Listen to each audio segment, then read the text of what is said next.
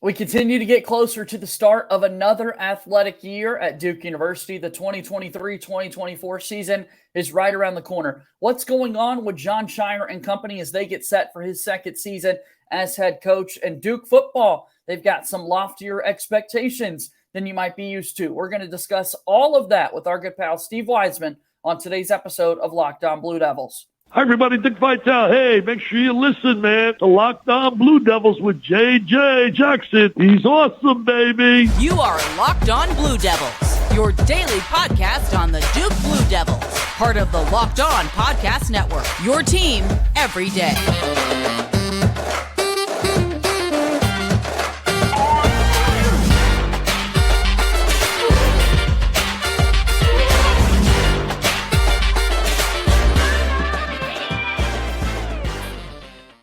Hello, everybody, and welcome into another episode of the Locked On Blue Devils podcast. My name is JJ Jackson, and it's so great to have you here with us on Thursday, July 20th, 2023. Excited to discuss everything going on in the life of Duke athletics. Be sure to follow and subscribe to our podcast for free wherever you get your podcasts. You can also watch the show daily on YouTube. Hit that subscribe button to our YouTube channel as your support continues to mean the absolute world to us here at Locked On Blue Devils. Follow us on Twitter at LO_Blue Devils and follow me on Twitter at _JJ_Jackson_. Very thrilled to bring on one of my good friends, Steve Wiseman from the Raleigh News Observer, joining us here on the program today, discussing a lot going on in the world of Duke athletics. Steve, the time is always greatly appreciated. Here we are in the month of July, and sports at the college level are right around the corner. I hope you're doing well. I am. It's been a good summer. It's exciting time as we get ready for yet another year of Duke athletics. You can't wait. A lot to discuss, a lot to cover, a lot to be talking about. And, of course, many headlines when it comes to Duke University athletics is that men's basketball program. So in the middle of July, I do want to spend a good bit of time talking basketball with you. What are those big headlines? What are the things right now today that you're really following with Duke basketball? Yeah, it's first of all, it's the health of Kyle Filipowski as he comes back from his hip surgeries. Mark Mitchell's back on the court. We're hearing that. He had the knee problem. Remember, he missed the Tennessee game. Jeremy Roach is getting back in action after he had the toe problem last year and something with his wrist and several things. So the summer practices are getting going, and that we're seeing those guys get back on the court. Kyle's not all the way back there where they want him to be. They're taking time with him, but I think he's going to be ready to go when practice starts. So that's the main thing is the health of these guys, because so many guys are coming back from last year, and we're glad to see that they're getting healthy and getting ready to go. Totally different than a year ago when you've only got two scholarship players coming back in Roach and Jalen Blakes, and now all these guys are coming back, and here we are. We're able to worry about sort of the health of those players. It feels as though sometimes this time of year it's incoming freshmen who are dealing with some type of injury, Steve. This time, a couple of experienced players, which I think when you're integrating a basketball team, it's got to be a little bit easier for this coaching staff to put the pieces together because, in a way, they know what those commodities are in the players who have played college hoops before. The players themselves, the coaches have all talked about how much further they are along this year just naturally because you have so many guys back from last year's team. Whereas a year ago, it was a lot of, getting used to the players and getting used to playing together. Yeah. Ryan Young even said it was maybe 10 games into the regular season before they really knew how to play as a team, and they really knew each other's on-court styles. I mean, they practice together, right? But until you get in games, you don't know. Well, this year you've got almost the entire team involved in major games together, winning the ACC championship, going to the NCAA tournament, playing games like that. They know what they're doing. So now it's just a matter of those few freshmen getting them into the mix. But, really we're not talking about freshmen being starters like we usually have in years past. Right now, you have four starters back from last year's team. You have a team ready to go that they know what they're doing.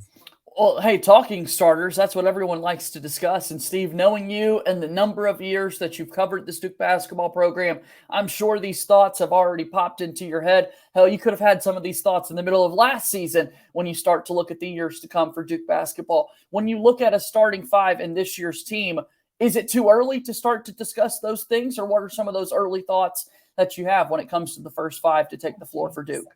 Right. Well, we know that, Roach and Proctor and Mitchell and Filipowski are the four starters that are coming back, right? So you can kind of, go ahead and write them into the lineup. And then it's a matter of, do you go a little bit bigger with that third spot, or do you go three guards? And I had a story that posted in the News Observer this morning about that Scheyer is interested in exploring the three-guard lineup. He thinks he has enough depth back there with Roach and Proctor, obviously, with Caleb Foster and Jared McCain coming in as freshmen. I mean, I think I watched a little bit of practice last week. McCain and Foster they're both thick and athletic. They look like college basketball players when they walk on campus. I mean, you remember last year, Proctor came in a year early, but he was only at around 170 pounds. Both these guys are already about 200 pounds. I mean, that just tells you that they're physically in a different place, right? Maybe like Trevor Keels was maybe 2 years ago, he thought, when he came in. So they could go with, Foster at that third guard and really, attack people that way.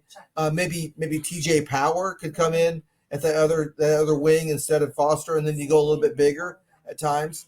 Maybe you can go with Filipowski and Young in that lineup, and go a little bit bigger, even bigger than I mentioned before with Power, and then you can attack people that way. So they have a lot of flexibility, but a lot of depth too. A lot of maybes this time of year, Steve. So it feels like we do have a little bit more time to kind of get these things figured out in terms of who's going to be that best five to take the floor. Absolutely, and that's what you want. You want internal competition. It's good to have starters back, no question about that. But you also want the new guys to be pushing them and to know that they have an opportunity to get playing time too. And then we're not even mentioning, like Jaden Shute and Jalen Blakes, who'll be in the rotation. They're not going to push for starting jobs, right? But you want a team that's 9 or 10 guys deep. And the way John Scheyer said he wants to play a little more up tempo, to use that defense to create transition opportunities, easier scoring opportunities.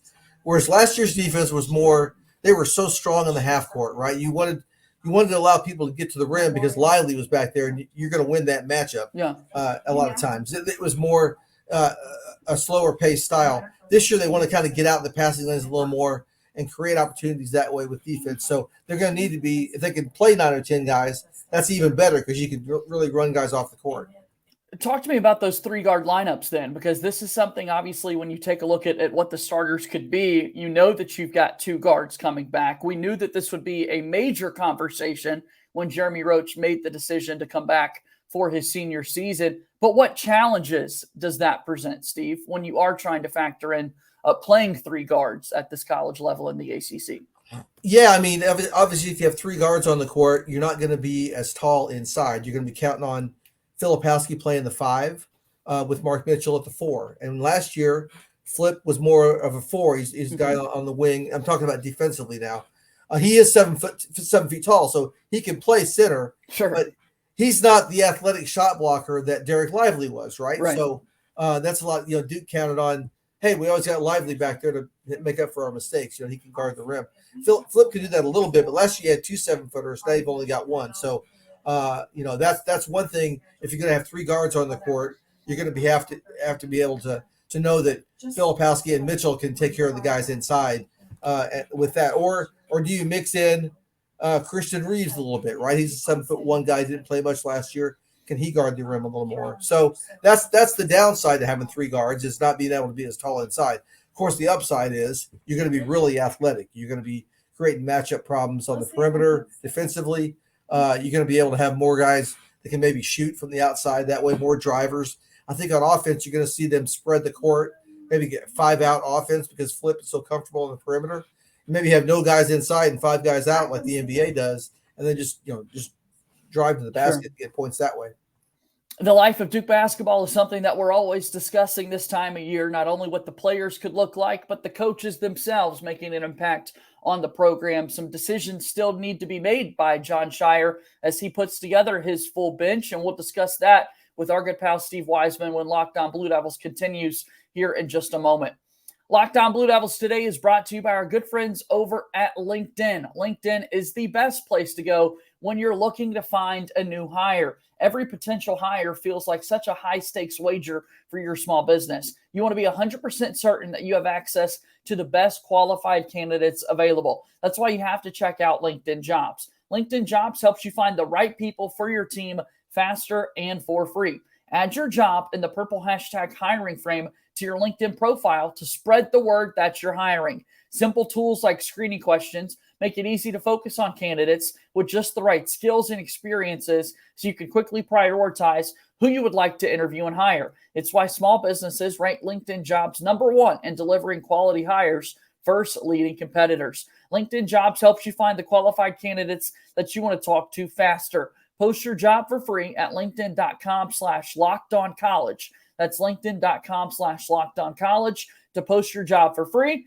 Terms and conditions apply. LinkedIn is a proud sponsor of Locked On Blue Devils.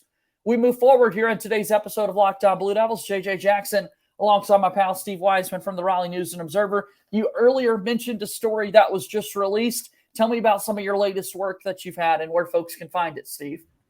Yeah, at newsobserver.com is our website, and follow me on Twitter. I see you have my Twitter handle up there, but on the video anyway. For the audio folks, it's Steve Wiseman NC on Twitter there. So other stories. I was down in at the Peach Jam in Augusta area, Awesome. North Augusta, South Carolina, and did some stories about some of the recruits there, Cooper Flagg, the Boozers, and what's going to happen with that recruiting battle. They're both in the class of 25 right now, right? So maybe Cooper will reclass to 24 and kind of break that log jam. We'll see what happens with that. And some of the other, obviously, Kentucky, North Carolina, UConn now, they're all after these guys. So that's going to be a battle for John Scheyer and his crew. But they've done a pretty good job so far. And that's a couple of stories I have on there. Another one I did over the weekend was about ACC scheduling and how, in the last couple of years, there hasn't been as many quad 1 opportunities for ACC schools. There's been too many quad 4 opportunities, frankly, which is not what you want. And that's kind of led to the league only getting 5 teams in the last 2 years. And that's a problem. It's something the coaches are talking about. John Scheyer mentioned that maybe not this year, but as he builds the schedule going forward, he's going to look at maybe some higher profile non-conference opportunities to ensure that Duke gets the quad 1 opportunities they need, because he thought last year, they were a 5 seed going in the NCAA tournament after winning the ACC tournament title. And he thought, because maybe they didn't have enough quad 1s, they need to make sure they have more so that doesn't happen. So that's a little different thinking. Normally, you don't think of that ACC being a problem getting quad 1 opportunities, but the last couple of years, that's been the case. So that's one story I had also that's on the website you might want to check out.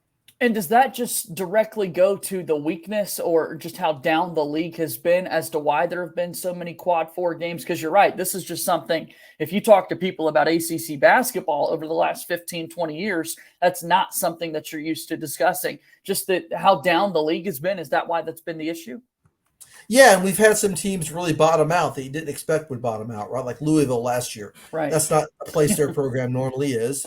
Syracuse hasn't been Syracuse, right? The last few years, they haven't been an NCAA tournament team. Normally, they're a Final Four, top 25, top 10 team, right? In years past. So that's hurt a little bit. Even Jeff Capel, I talked to him, our old friend Jeff Capel, right? He said, the last 4 years at Pitt, he said, my first 4 years, we were bringing down the league. We were down there at the bottom. Yeah. Last year, they came up, and now they're a tournament team, and he hopes to be again this year. So that has been one of the problems, we've had some teams at the bottom that again, Florida State, I don't forget them. Last year, they kind of bottomed out. Normally, they're a team that goes deep in the tournament. And so, but they beat people, right? They're capable of beating people, and then it hurts your resume. Oftentimes, talking about coaches, we get to early June, the middle of June, and it feels as though the majority of the coaching carousel kind of is done when it comes to college basketball. This offseason, we've had the saga up in Morgantown with that West Virginia basketball program, but then we had a change on the Duke bench as Emil Jefferson has departed the program. Tell me a little bit about this, Steve, because timing-wise, you typically don't see someone leaving a bench at that time of year. You don't, and I don't think John expected the Celtics to be calling about Emil at this time in the summer, right? But Part of that's because Jason Tatum and Emil are very tight. They were teammates on the 20 that one year that Jason was at Duke, and Right. That was Emil's last season. And Emil's only 30 years old. To get this opportunity to go coach in the NBA is just a tremendous thing for him, and it's a loss for Duke. There's no question about that. But it's obviously an opportunity that Emil had to jump on and take. So that came down rather quickly a few weeks ago, and so now John's still got to make a hire to fill that coaching job, that job that Emil took, because something else is going on now. The NCAA changed the rules to allow 5 coaches that can work with the players in addition to the head coach. Used to be just 3.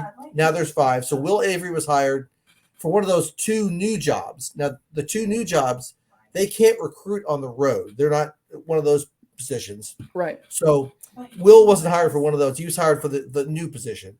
He wasn't hired to replace Emil. So John still has to go out and find another coach to fill that slot for Emil, and then maybe another slot for one of those new jobs, although he said he may not fill that right away. But anyway, the position to replace Emil Jefferson is still open and available. He's looking within the Brotherhood and also outside the Brotherhood, like he did when he brought in Jay Lucas last year. So we'll see how that goes in the next few weeks. What does your gut tell you? I mean, next few weeks, are we still a ways away from that decision being made, Steve? Is this right around the corner? Like when does obviously it's not ideal to still be looking for an assistant coach for your program that is going to be out on the road recruiting, but what does that timeline look like?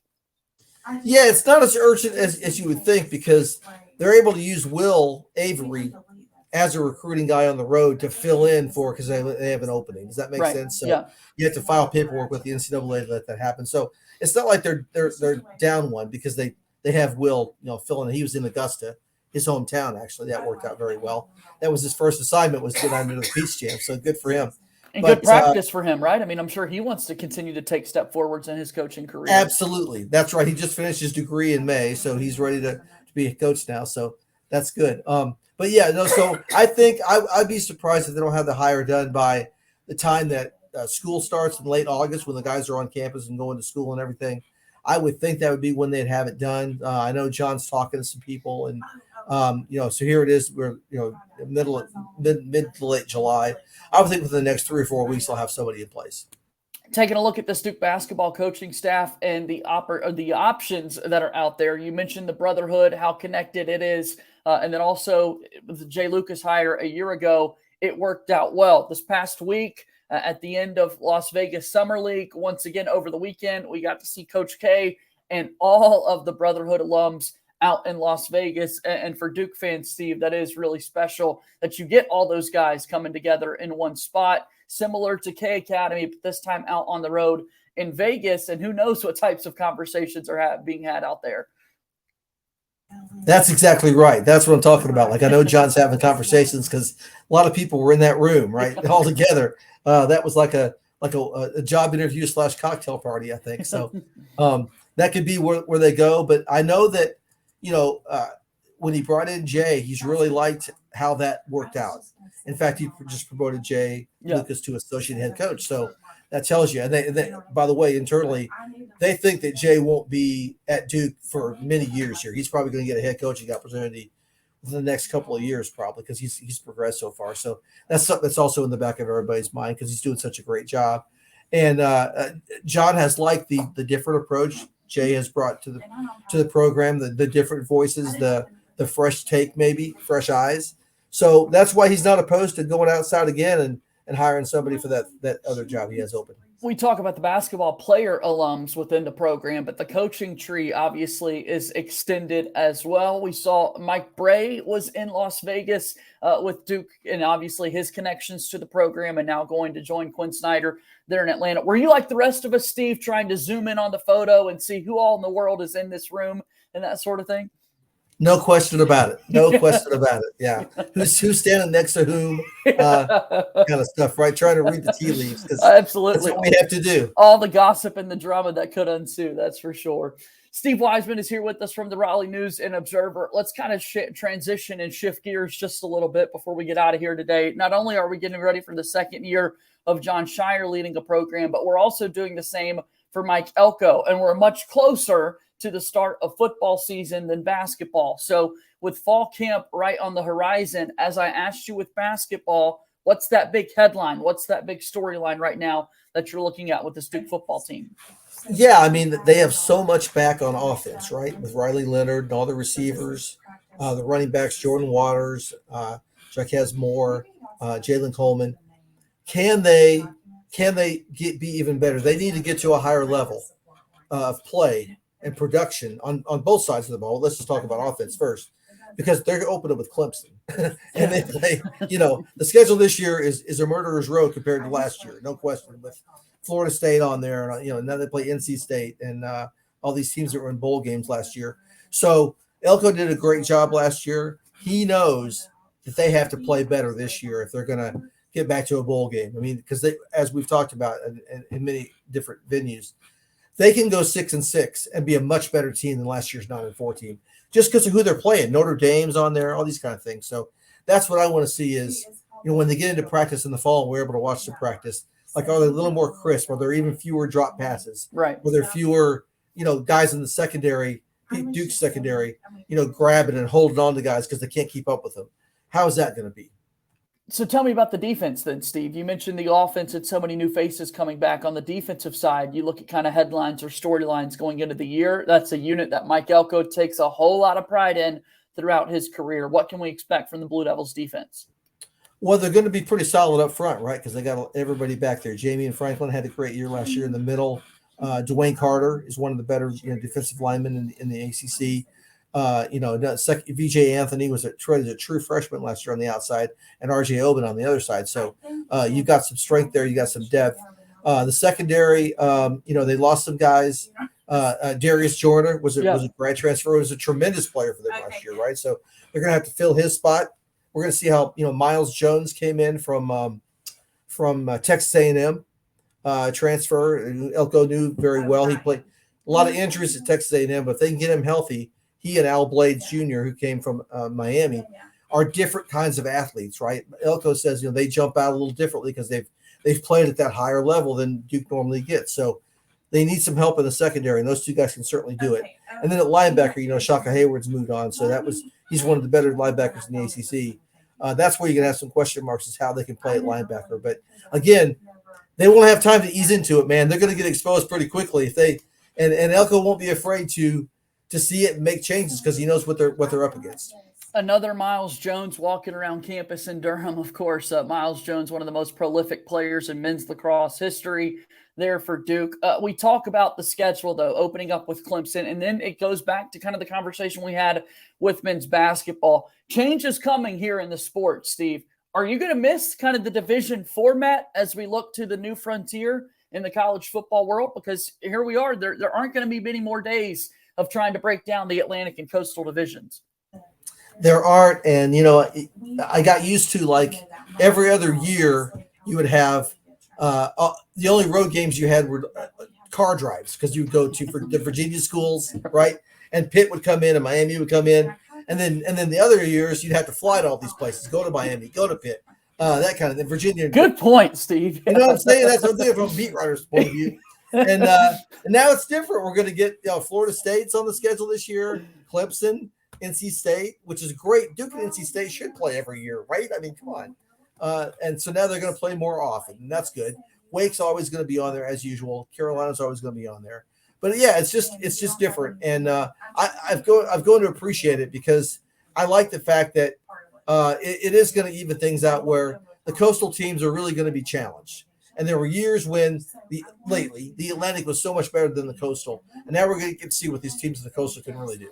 Yeah, getting them all in the same format, all paired together and that sort of thing. You mentioned ACC kickoff taking place next week. We'll get the opportunity for all of the media folks to put their ballots together to predict the order of finish in each division and whatnot. Ultimately, as we go into 2023, where do you think this Duke team is going to end up? If you were to kind of forecast, where is where's everybody thinking Duke's going to finish in the league this year? Yeah, I mean, everybody respects what Elko did, but they also know the schedule's way different. And as any good prognosticator or gambler, for entertainment purposes only, looks at the schedule. And so I think you're going to see a lot of people predicting Duke to maybe take a step back and go 5-7. again, that wouldn't mean they're a worse team. That just means they're playing better teams. Maybe they can't, we'll see. Because, last year they didn't beat a team with a winning record until the last two games when they beat Wake and Central Florida at the end of the year. So I think that's what you're going to see. You're going to see people pick Duke in the middle of the pack, which, let's face it, that's an upgrade. They used to pick Duke last, and rightfully so, the last few years before Elko came in. So I think that's what you're going to see, is that kind of thing. And maybe they'll go to 6 or 7 wins and get back to a bowl game that way.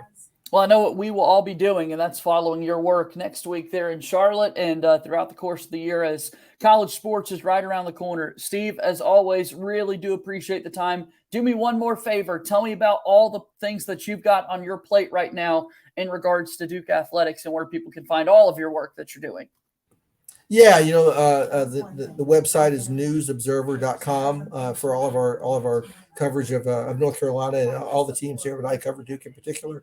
At Steve Wiseman NC is the Twitter handle, and then I also do the podcast with Sheldon Williams, the Believe in Duke podcast, which we have another one we're going to tape this week and get that out there. Another summer update. Sheldon Williams was out there in Vegas with the Brotherhood party there. So we'll get some stories from Sheldon and see how that goes and see what happened out there. I can't wait. We'll be sure to take a look at all of that and so much more. Steve, as always, thank you for the time. It was good to see you. Thanks, JJ. Always glad to be with you. That's Steve Wiseman from the Raleigh News Observer joining us here on the program today. That'll do it for another episode of Locked On Blue Devils. Thank you again for your support of the program. We're back at it again soon with more coverage of Duke athletics. That'll do it for today's show. Thank you and good day.